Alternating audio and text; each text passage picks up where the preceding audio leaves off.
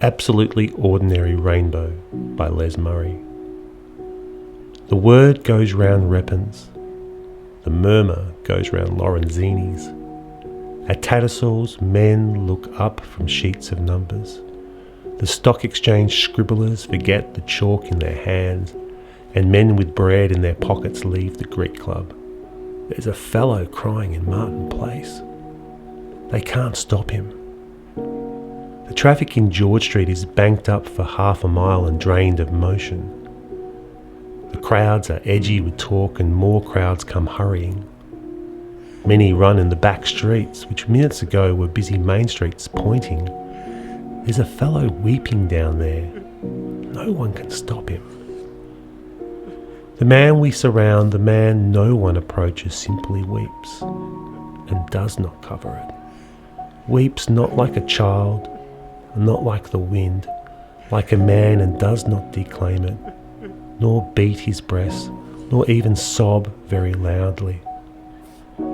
Yet the dignity of his weeping holds us back from his space, the hollow he makes about him in the midday light, in his pentagram of sorrow, and uniforms back in the crowd who tried to seize him stare out at him and feel with amazement, their minds longing for tears as children for a rainbow.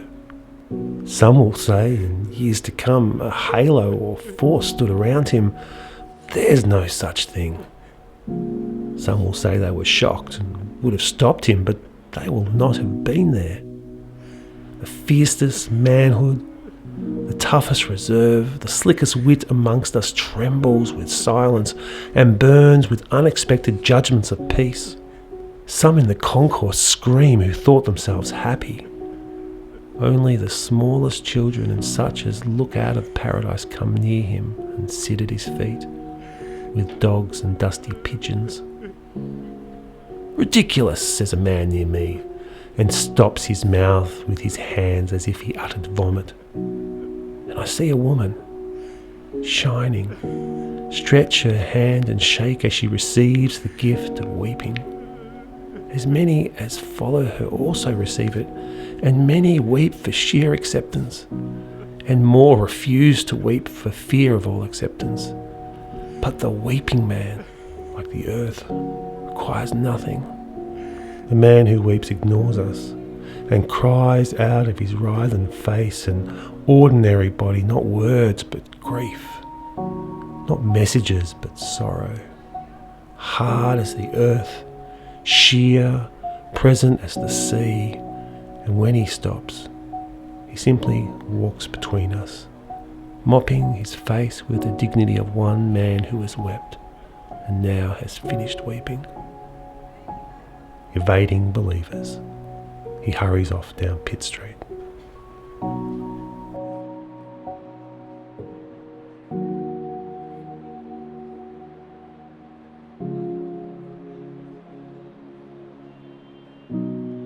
An Absolutely Ordinary Rainbow is taken from Murray's first collection, The Weatherboard Cathedral, published in 1969, and is probably his best known poem.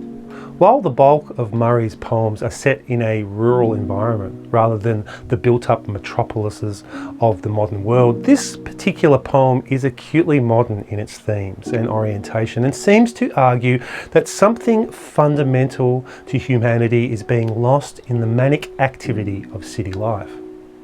Perhaps the ability to fully express emotion without shame and ridicule is really something that is getting lost. The poem itself is set firmly in the mid-20th century in a large city in Australia, Sydney, and draws on Les Murray's own autobiographical experience as a Sydney inhabitant, where he both studied and made a living for a period of time. An Absolutely Ordinary Rainbow gives shape to the hurly-burly of modern life in a major Australian city, which could be any other city for that matter in the world, as these themes of the poem explore something that is quite universal. Most of the time, a major city like Sydney is a hub of economic activity. It's also a place of consumerism, gossip, greed, and social manoeuvring, in which word of an unusual or scandalous event can travel fast. This is just how the poem opens, with word and murmur blowing around Sydney like a stiff breeze. An important aspect of the poem is therefore the setting. The ability of one man to grind a city to a halt is clearly a remarkable and unusual event, and the reader is left to ponder what is it in this man's public expression of emotion that can transform the atmosphere of an entire city. The recounting of the event, mostly in first person present tense, creates a sense of intimacy and vitality. It makes the poem feel almost like a parable from out of the New Testament. In other words, the lyrical prose-like structure of the poem echoes the biblical accounts of a Jesus-like figure coming to a new town and leaving it utterly transformed. Here, it is interesting to note that the Jesus of the Bible is often depicted as weeping.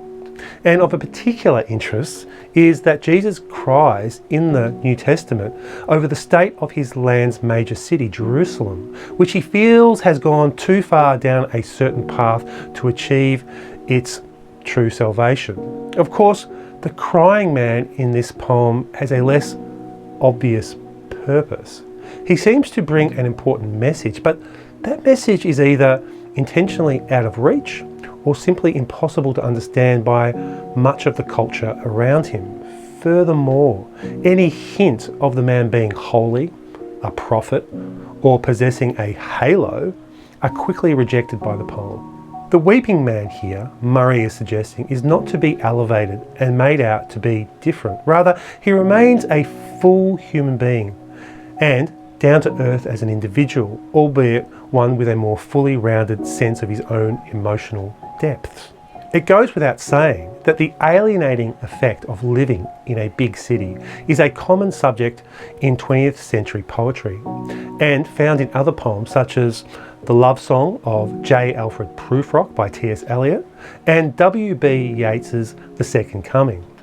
So, in its subject matter, an absolutely ordinary rainbow is following in a rich thematic tradition. Les Murray has published vast amounts of poetry and other literary works, including plays, verse novels, and collections of poetry. Peter Porter, another famous Australian poet, called Murray the custodian of Australia's soul. And it does seem that in this poem, Murray is striking at the heart of modern city life, asking where our true humanity can be found. Les Murray has unquestionably been a major figure in contemporary Australian literature. Since the 1990s, he has been described as part of an international poetry super league of the best contemporary poets writing in English before his death. Murray has attracted more international attention than any other Australian poet. He has been the recipient of prestigious international poetry prizes, including the Petrarch Award in 1995, the T.S. Eliot Award in 1997, and the Queen's Gold Medal for Poetry in 1998. Poetic devices. While there are many poetic devices employed in this poem by Murray, including assonance, consonance, alliteration, enjambment, symbolism, and repetition, I will leave the exploration of those techniques to you and just mention one that I think has a very profound effect on this very prose-like storytelling poem, and that's caesura. An absolutely ordinary rainbow is full of caesura. They appear in every stanza and form an important part of the poem's overall tone. In general, the poem unfolds almost like prose, with the caesura helping it sound a bit like a newspaper article. Caesura also help to vary the pacing of the poem. Take line 6 as an example. There's a fellow crying in Martin Place. They can't stop him. Up until the full stop, the first stanza has consisted of one long sentence. The full stop adds drama to the statement that they can't stop the crying man. and also evokes the way that people have tried to put an end to his outburst of emotion. The caesura creates a brief pause, which is quickly over, mimicking the way that the man himself can't be restrained. In the second stanza, caesura vary the sentence lengths in a way that evokes the city's atmosphere as it comes to a standstill.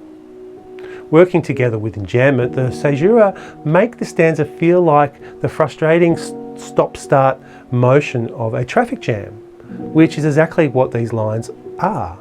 Here are lines 8 and 9 as an example of this effect. And drained of motion, the crowds are edgy with talk and more crowds come hurrying. Many run in the back streets. You get the point. Sometimes caesura are used to show that the speaker is trying to find the precise language to describe the spectacle of the crying man and its effect on those who bear witness to it. The third stanza is full of this type of caesura, mostly in the form of commas, which makes the stanza feel like it is undergoing a process of live revision. The speaker attempts to capture the atmosphere of the event through expressing what the man's crying is not like, as in line 14. He weeps not like a child, not like the wind, like a man. In the seventh stanza, a woman has an experience that looks a lot like a religious epiphany in lines 34 and 35. And I see a woman shining, stretch out her hand. The commas here also slow the poem right down, evoking the strange and somewhat hypnotizing aura that seems to surround the man. In my mind, the caesura is the heart of this poem, and it creates such a great sense of dramatic storytelling.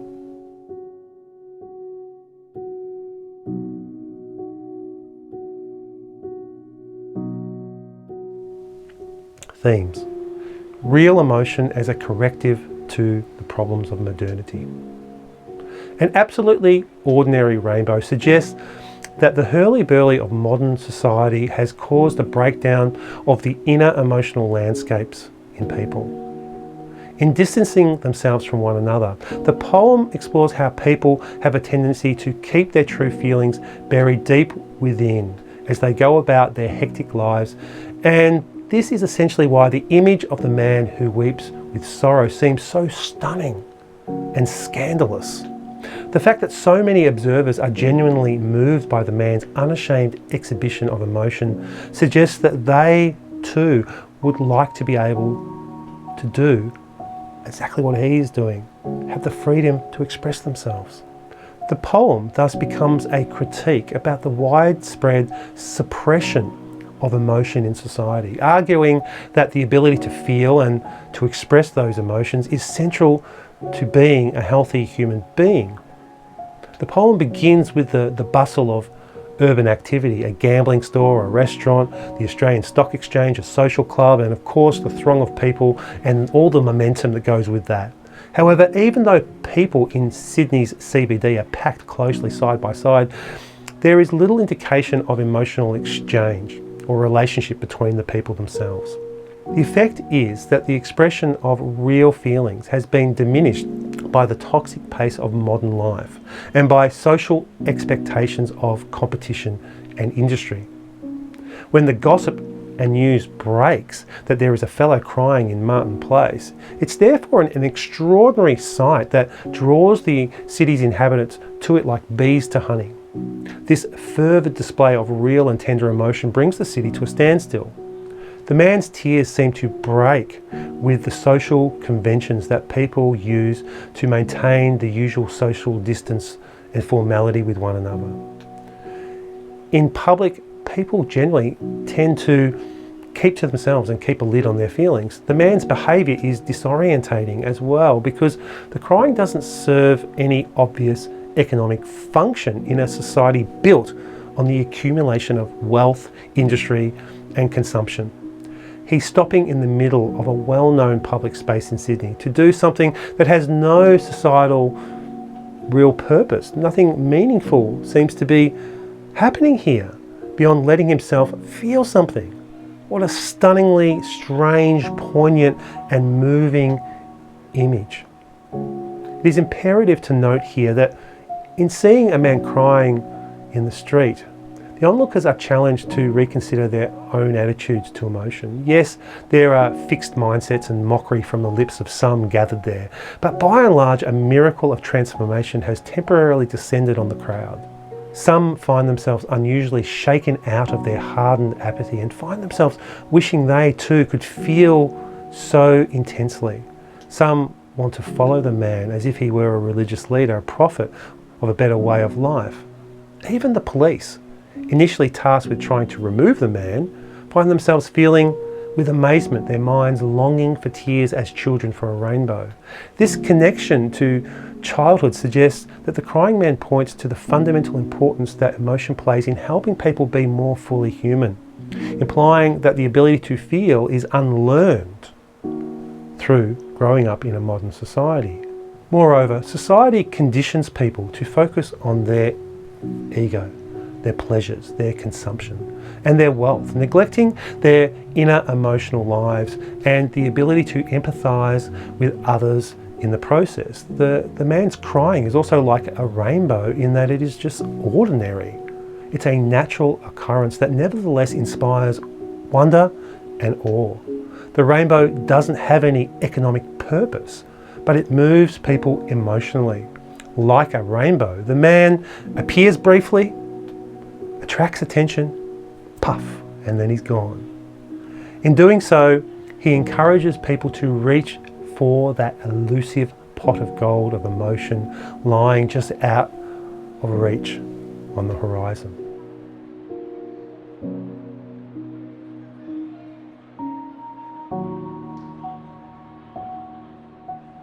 The problems with male identity. The poem questions stereotypical ideas about what it means to be a man in the 20th and 21st century, particularly when it comes to the ability to convey and express real emotions such as pain, sorrow, remorse, frustration and grief. The crying man in the poem reverses the common stereotype of manhood by portraying his unashamed display of emotion as a kind of dignity and strength rather than as a weakness. The poem repeatedly calls attention to the gender of the man crying, as well as those watching him, many of whom are also men. Note how the words men, fellow, and man pop up throughout the poem, calling on the reader to scrutinise what the man's crying means, specifically in terms of his gender. It is essential to also notice how the poem reinforces the stereotypical and cliched idea of manhood in the first place by drawing attention to many traditional male-dominated industries located in the heart of the city.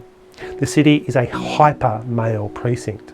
Notice the stock market exchange mentioned in the first stanza, where men compete with one another to get the most money through investments. Notice the Greek club, which is a kind of social club where men talk business and sport in a kind of blokey, backslapping way. And finally, notice the uniformed police forces' attempts to, and failure to restrain the crying man. Of course, the police force would have been mainly made up of men at that time in history when the poem was written. Combined, all these images subtly reflect masculinity as being tied to qualities such as competition, money, power and physicality. The crying man's arrival in Martin Place thus implicitly becomes a threat to this idea of manliness, offering an alternative vision of male strength through his ability to express his emotion publicly. To that end, the poem makes it clear that the man's crying isn't unnatural, out of place, or somehow wrong. He is described as weeping not like a child, not like the wind, but like a man. In other words, his state of being is natural. He cries like a man, according to the poem, because there is nothing inherently unmanly about crying, of course. The poem thus turns a common expression about manliness on its head, given that the phrase like a man usually means to respond to something physical pain or bad news, for example, with a lack of emotion. In turn, the man's willingness to cry comes to reflect a sense of personal integrity. He has the strength to keep crying even though people are trying to stop him, even though people are watching him. He doesn't need to beat his breast like an angry ape, which would play into a more violent vision of male expression, but instead maintains the dignity of weeping.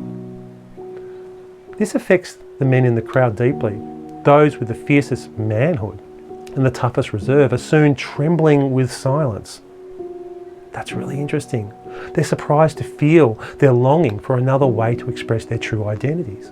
Even the police find themselves overcome, longing for tears, their efforts at restraint failing to stop this emotional outburst.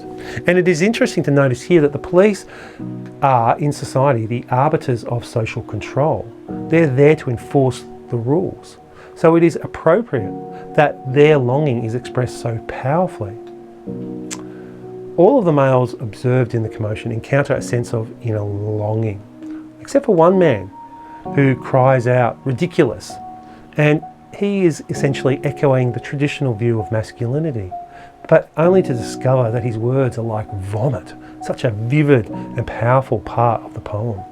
All in all, the crying man represents a challenge to the men of Sydney to examine their own emotional lives. It asks them whether they too have the capacity and strength to let themselves cry. And if they don't, what reasons lie behind that inability? Accordingly, the poem undermines the idea that masculinity is incompatible with freely expressed emotions. Thank you.